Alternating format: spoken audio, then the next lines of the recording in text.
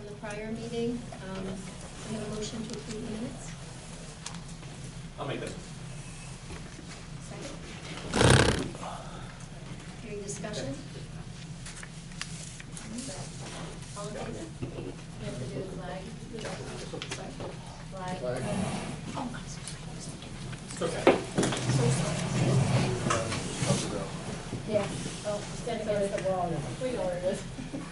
Pledge allegiance to the flag of the United States of America and to the republic for which it stands, one nation, under God, indivisible, with liberty and justice for all. Now we're supposed to sing. Not to you, Jeff. You go right ahead. Sorry. Okay, Tim, you need to put that on the A little bit Think of that. So sorry. Holy hand holding. So any discussion regarding the minutes? All in favor? Aye. Opposed? Okay, thank you. So we're going to change the agenda around just a little bit. Courtney is here, so I would like to have her start in the meeting by giving her presentation. All right. Okay, thank you. My name is Courtney Breslin. I was told to do a presentation about my time here at Remo and what I do here. Just a little background of me, how I came to be working at Remo. I have my Bachelor of Arts from a school in New Hampshire, New York College. I got my master's right there. I was a teacher for 3 years in New Hampshire. Decided teaching wasn't for me, so I went back to school at Merrimack College for a second Bachelor's of Science. So hopefully go on to medical school or PA school. Became an EMT and paramedic to get my patient care hours for PA school and ended up loving it, so not applying and staying with the paramedic thing. Enjoyed what the fire department was doing, so I ended up going to the fire academy, getting hired by Schenectady, and staying with the fire department. So kind of roundabout way to get where I am now. I'm sure my parents are happy with all the debt they had to pay for all my schooling, but that's all right. It brought me to where I am now. Current job, so I work for Remo. I've been here for I think it might be 7 years now, which is crazy to think about. Been with the city of Schenectady for 5 years, going on my 6th. So what I do for Remo? So I do all of the paper PCRs that come in, and the ePCRs, I count those ones. So I don't do QA, QI for the ones that come in for ePCRs. I just get the numbers, totals. But for the paper PCRs, I review them by agency and by date, by month and year. And I either send back the ones that are not fully complete, or if there's something, a discrepancy on one, I will send them back for them to correct them and send it back to us. And I also count them all. So once those are complete, I put them into a folder and I mail them out to New York, downstate, where they keep them. We keep track of also the blank PCRs that we hand out. Any time an agency comes in and wants to grab one. It's very tedious. It's not the most exciting thing in the world, reading through a ton of paper PCRs. But since I've been with Remo, it's definitely, I mean, we don't do nearly as many as we used to. It was in the thousands a month. Now it's only a couple hundred. So it's definitely gotten better. So I total them all by the agency, month and year. In our Remo region, I get these numbers to Tim, and then he puts them in his deliverables. As far as paper PCRs go, like I said, around a month or a quarter, it's usually 400 to 500. It used to be a couple thousand, so it's a lot better. Paper PCR sent back, it's only 5 to 10. It's usually little things. Either I can't read it, I can't read a last name, or they forgot to put a birthday in. Nothing usually crazy.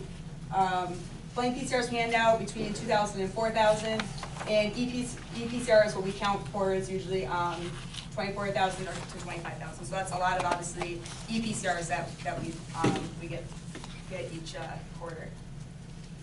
So I also do CPR classes. I teach CPR, BLS, and Heart Saver. I also teach the BLS instructor course. So I handle payments for the class and the sessions I teach. I create CPR files for each course and any of the skill sessions.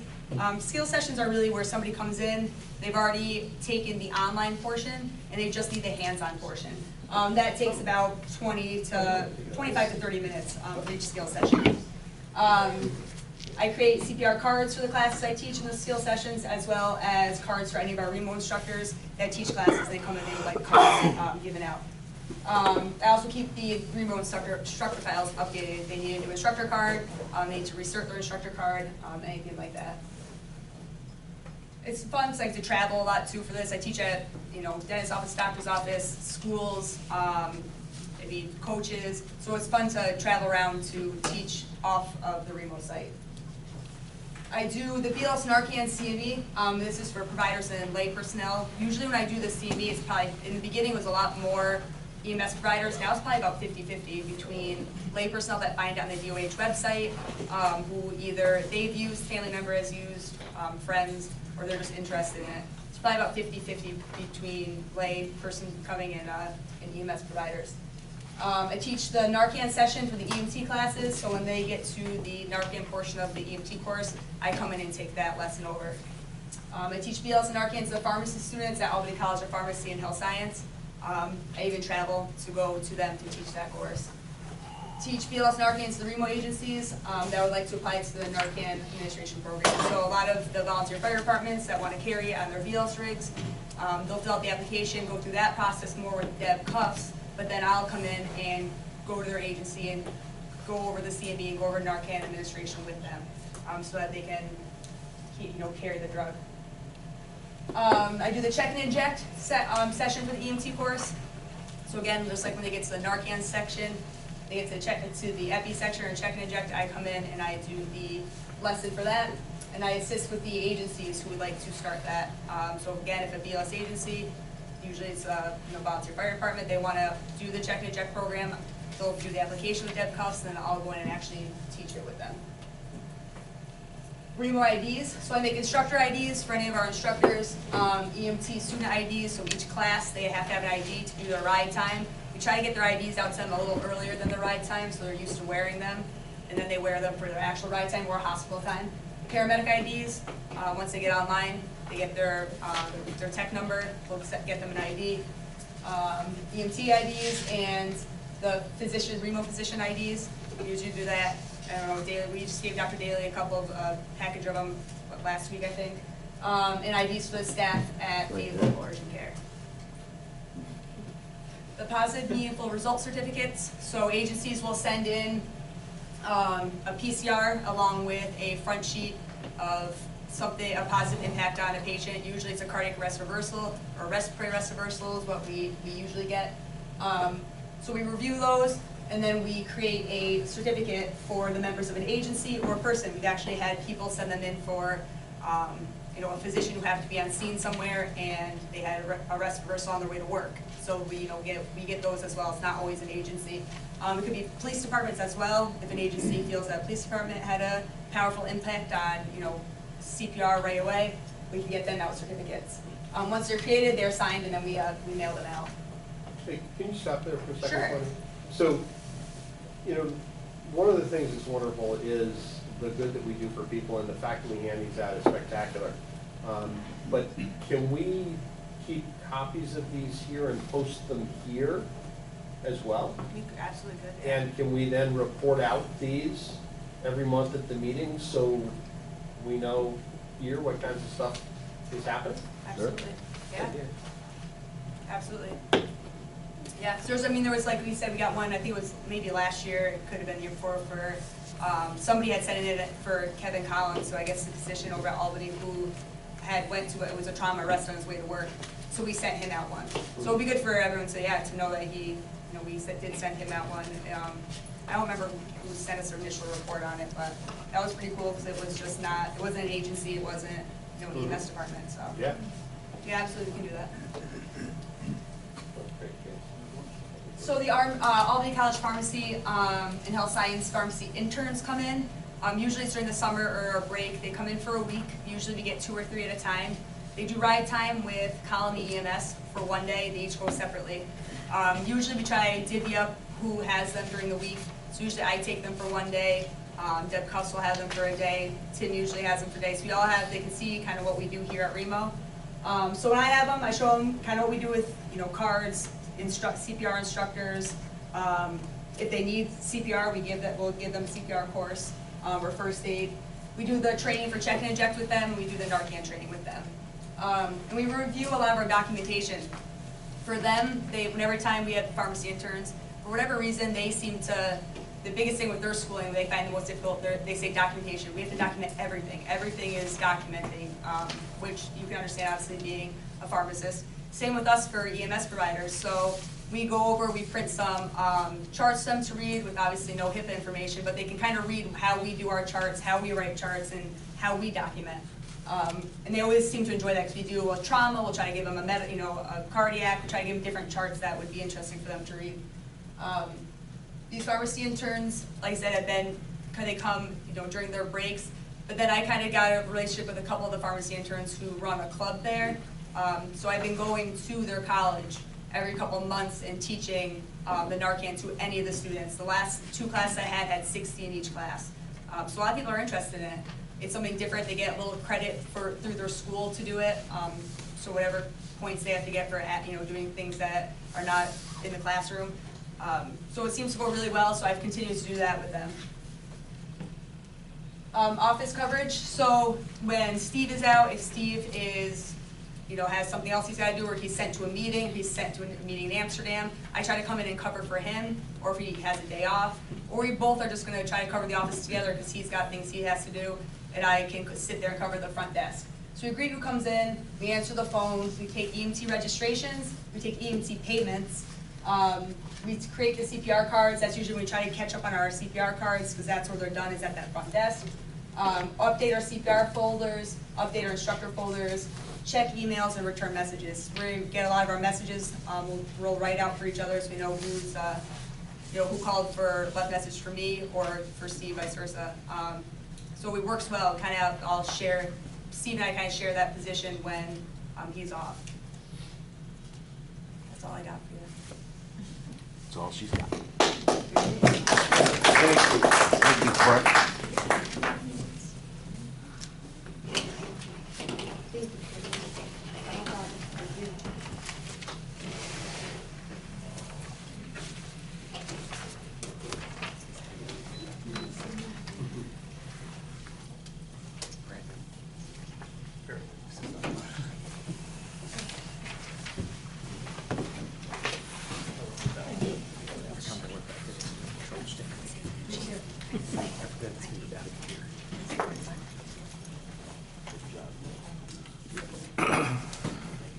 Okay, the excused members tonight, Scott Bowman, Dan Lingenfelter, Steve Kroll, and in addition, it's Tracy Ware and Brian Wood.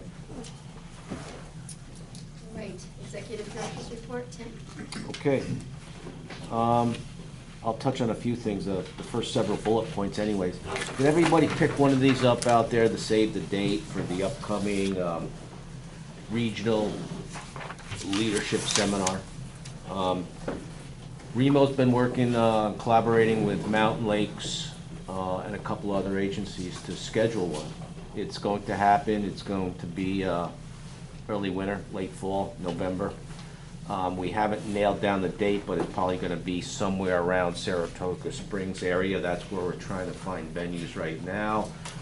We have people coming from this region. We have people coming from Mountain Lakes and perhaps beyond too. So we tried to find a fairly central point, gathering point for the whole area. But we're pretty excited about that because that's the first time we've really collaborated and worked with an outside program agency to put something on like this. So hopefully we'll meet with some success, and if we do, we'd like to make it probably an annual event somehow. ET3, Emergency Triage, Treat, and Transport. For those in the room that aren't familiar, we formed a work group with some of the agencies in the region that may be interested in collaborating with that initiative. We had initial meeting, give or take, a few weeks ago, Carol, 2-3 weeks ago. We have another one scheduled for July 15th. In between those meetings, there were a couple WebExes or webinars on that. The last one was July 11th. Initially, we were kind of hesitant. We didn't know whether or not this region would meet some of the criteria for a collaborative effort with this, but I think out of the last webinar, there may be possibilities of that. So we'll see. In any event, the next meeting will be, I believe it's Monday, July 15th, 2 p.m. here to see where we go with that. EMS leadership, I already mentioned that. We had a conference call. I actually have another one tomorrow. They're going to try to finalize the venue location and stuff. And once we do, then we can really publicize this. folks in the room familiar with OD map, opioid tracking map and stuff. We actually went into another collaborative effort with the Albany County Department of Health, the Albany County Sheriff's Department. To my knowledge right now, Albany County does not use OD map. Perhaps City of Albany Police do, I'm not positive. But they're going to have a presentation, informational presentation Thursday at the Times Union Center, Media Center, to publicize OD map and what it's used for and the use you can get out of it. We're trying to publicize it to the county, and actually we've opened it up to anyone. So that's going to be this Thursday at the TU Center, and we'll see if we can get the word out there on OD map for everybody. Other than that, there's been a pretty busy last couple weeks traveling to meetings. Steve mentioned Courtney in Amsterdam. It was actually Johnstown. We sent him to the Arms, Remac, and Remsco because he lives up there and it's easier to send him there. Deb was down at Greene County. Monthly DOH Program Agency conference call, which I partake in every month with all the program directors. Courtney did some more training she didn't tell you about, some good comedy training up at Glenville Hill Fire. And that's basically it. We're working on our late summer, early fall EMT stuff. Nothing set in stone yet, but we're getting really close. Once we solidify those dates and those schedules, everything will be sent out and posted. And that concludes my report unless anybody has a question for me.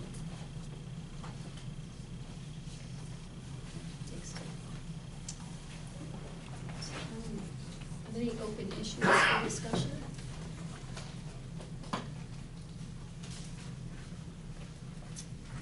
Move on to the department operational reports. Dr. Daly, medical director. So a couple of things real quick. Don't see Rob here unfortunately, so I'll also roll right into the react.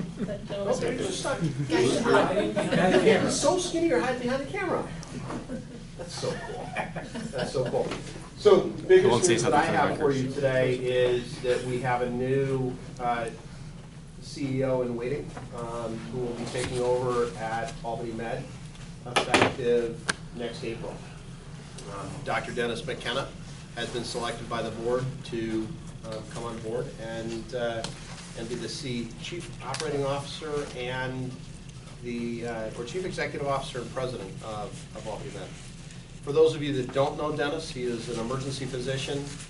He has 20 years in the military, was a Marine, became a physician, moved to the Navy, where he then deployed to Iraq and Afghanistan 3 times early in my career at the Med.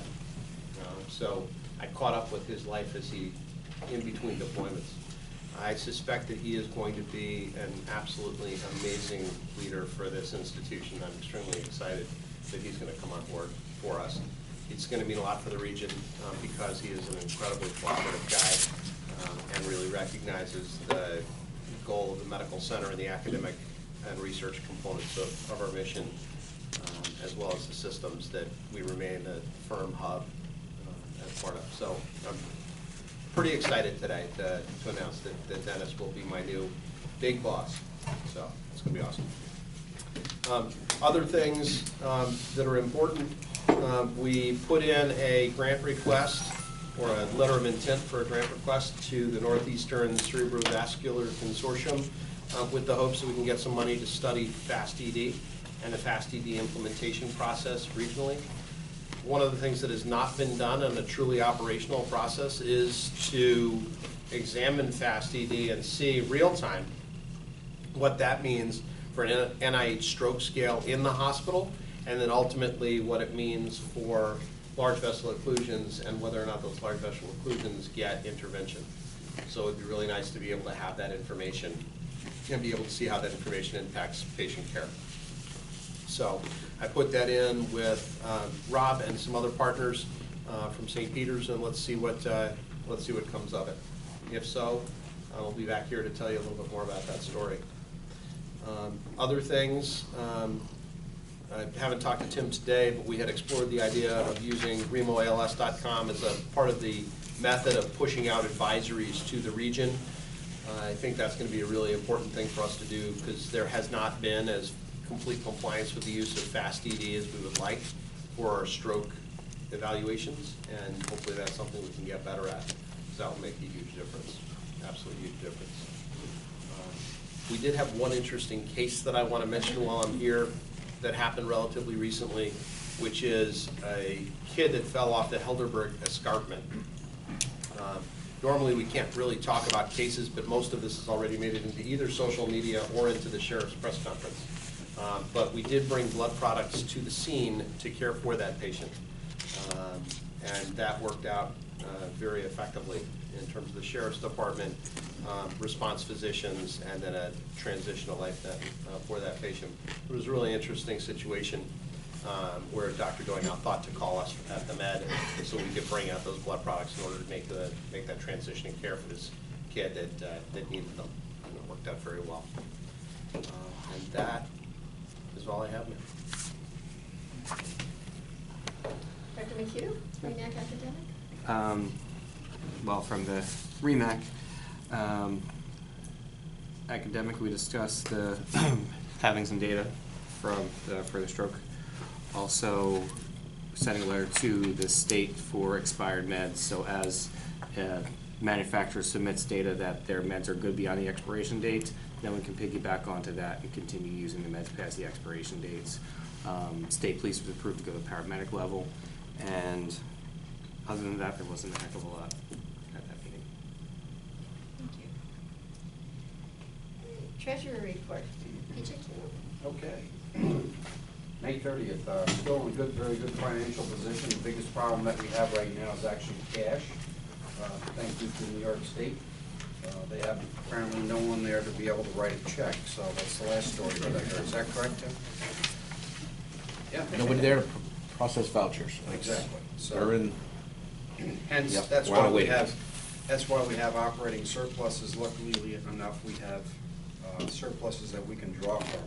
Just an FYI, it has nothing to do with May, but in June, we've moved $60,000 from our funds into the operating just to meet our requirements. And that will be replaced when we get the grant receivable and the vouchers. So anyway, luckily we have money to do that.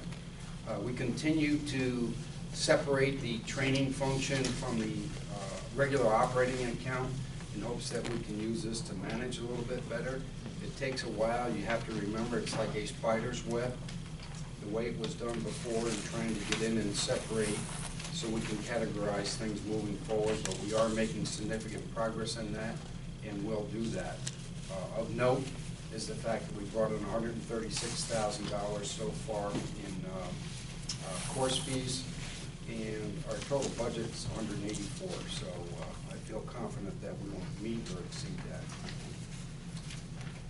Thank you.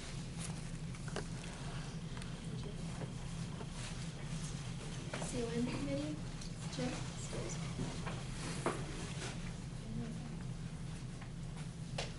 I'm sorry, did you say QI? QI committee, Tim. I don't have a report for the committee, but there is a handout there with minutes from the June 5th meeting, if anybody is interested.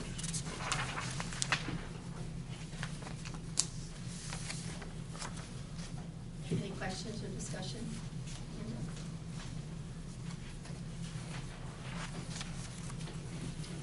CON committee, Jim Scares. There are no items currently before the committee. There's no DOH disciplinary actions. Course applications, all our HVCC classes, paramedic original day class starts on 9/3, EMT original afternoon class starts 9/3, EMT original and refresher class starts 9/3, and paramedic refresher night class starts on 10:30. There was nothing under correspondence and committee reports.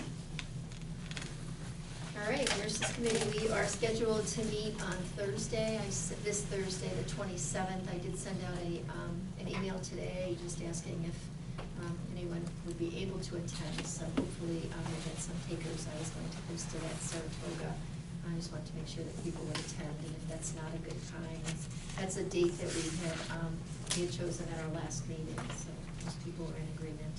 So hopefully I will either send an email back out confirming the meeting, or we can reschedule it if no one responds.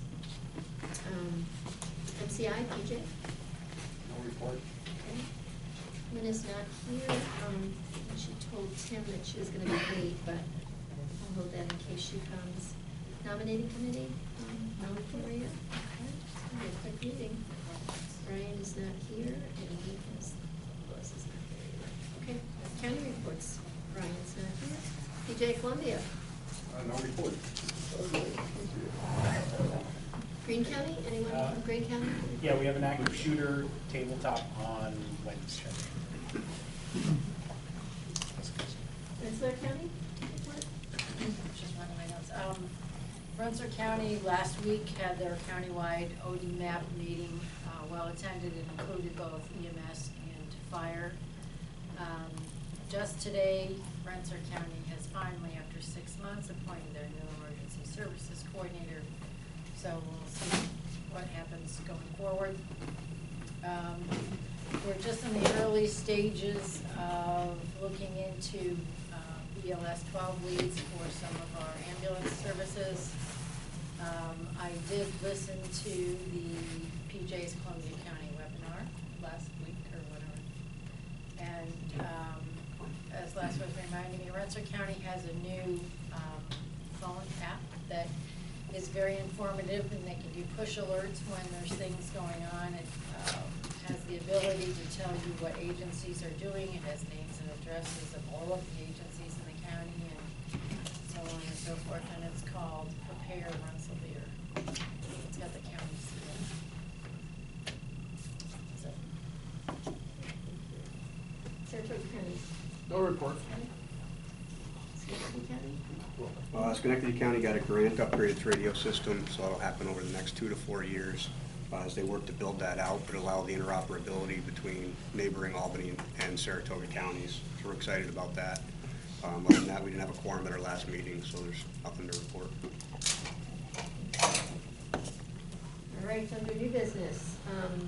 So Steve sent out a copy of the business plan to everyone, just for discussion. Tim, is there anything that you want to discuss with them? We all got a copy of it. Well, I sent it out via email to everybody. Gave you a little heads up on it. I printed up hard copies just in case folks wanted to review it tonight. I was instructed by Chairman Kroll to create a new business plan. That's what I did. This is Tim Robley's idea of, where I think this place should go and what we should do and how we should get there. This isn't written in stone because everybody around this table is more than welcome to contribute input to it. Give me ideas. I have an idea of doing something one way. I'll guarantee you folks around the table would have an idea of doing it a little bit differently. But I was tasked with a project. I worked on it for a long time. It's in here. In the beginning, I gave a brief summary of the last business plan I was tasked with and the objectives we set forth and the objectives we met. It was actually successful. We accomplished, I think, just about every short-term objective we set, and we're working towards long-term ones. So in this plan, I created additional short-term objectives and long-term objectives along a more strategic planning path to float the idea of where I think this organization should be going down the road 6 months from now, 3 or 4 or 5 years from now. So everything is in there. I guess it's up to everybody here to review what I put down in here and offer comments, questions, recommendations, anything that you think would help, help this plan and, more importantly, help the organization get to where we want to see it go. I'm not sure what else to say about it. That's that.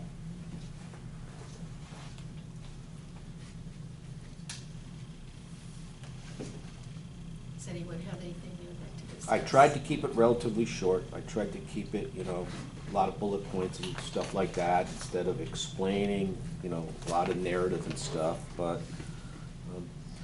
I hope you guys take the time to look it over. Put a lot of work into it, and I'd really like to hear some feedback. And I'm sure there's somebody around the table that will see us doing something a little differently than I proposed in this document. I'm totally fine with that. That's it. Any discussion? I agree with Tim. I think it's a very complex business plan, and I think it needs to be looked at by the group, and I hope they take the time over the summer here to kind of read through it. Jeff can do it while he's having a little toddy at his camp or something, but take some notes or whatever. My suggestion is, it kind of went like this. I think we kind of need to bring it back a little bit to make sure that we can accomplish some of the things that are in the plan. So I think it gets very extensive, but, that's something we can certainly look at as a group, in my opinion only, but hopefully everybody takes a look at it. Right. And then the 2019 incentive compensation, Tim, you want to? Part 2 of your homework assignment, I guess, over the next couple of months is to review the KPIs, or the key performance indicators, for the REMO staff incentive compensation. Most of you are familiar, this used to be totally revenue-based. It was based on what we netted in staff per a formula developed by the Remsco, or the executive board, a number of years back. Depending on how well we did, everybody got a little Christmas bonus, per se, or, a little Christmas bonus. We've changed that. Steve had me go a little bit differently. Half of that incentive plan is based on revenue. Half of it was based on performance indicators that he had us develop here. I came up with these performance indicators with the staff input last year. And my proposal this year was to repeat a number of these KPIs, and my reasoning was that I want to see if we've been consistent over the year. We sent these all out to everybody last year via survey form or format. Everybody replied, and by and large, we did well with that. My thought was send them out one more year to see if we do well again. I want to see if we remain consistent with this. These won't be the same KPIs every year. In the business plan, I think I speak to it, there's going to be some changes. In fact, I'm going to have a plan at the September meeting I will be proposing to you to move forward. Seems every year these things get pushed back. By the time you guys approve this, it's going to be the end of the fiscal year anyways. So I'd like to start the next fiscal year off with a new set of these so everybody has them, and then we can work on them, through the year. So that's that. Does anybody have any questions about it? I'd be happy to try to explain what, anything.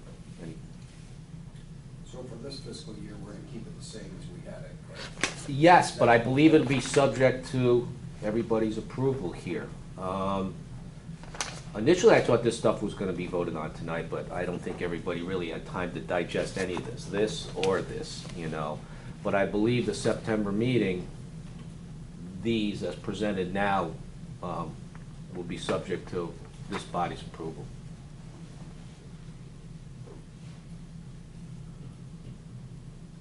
And if anybody has any ideas moving forward, Doc's probably got 1 million of them now, but any ideas moving forward for where we can demonstrate that we're really serving the needs of the region and stuff, let me know.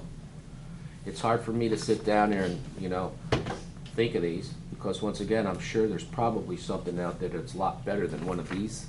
Just hasn't occurred to me. So if you have ideas and you want to see the staff strive in a certain area to meet something and meet a certain metric, let me know.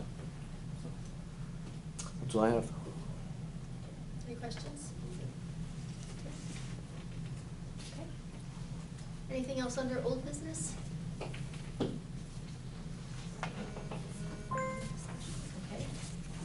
Any items from the floor? No items from the floor. Okay, I think we discussed the last meeting that we would suspend July and August. Is everyone in agreement? Yes. All in favor? Opposed? Okay, so the next meeting will be September 23rd. Happy summer.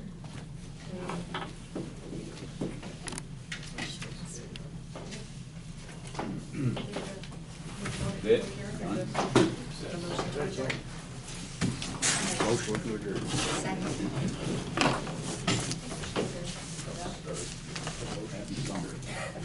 I think I better go call Lynn.